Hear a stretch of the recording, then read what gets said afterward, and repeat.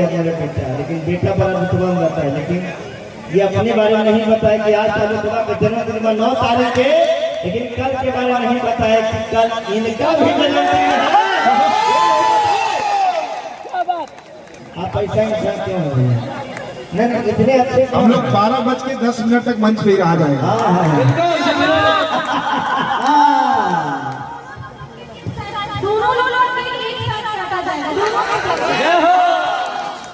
लोग अच्छे हो, सुन लगा दो भैया, लोग अच्छे हो देखी नहीं जाती।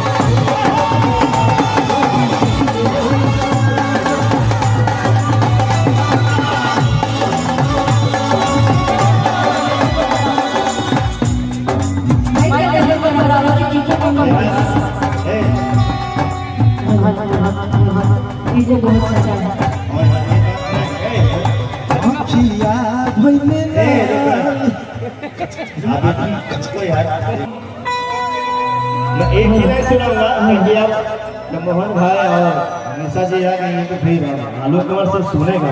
आप गुरु हो हम लोगों के, आप हमारे गुरुदेव हैं। ओढ़नी के रंग पियर,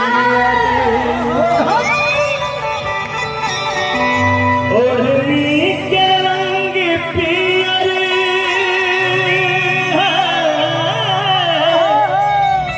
क्या बात है?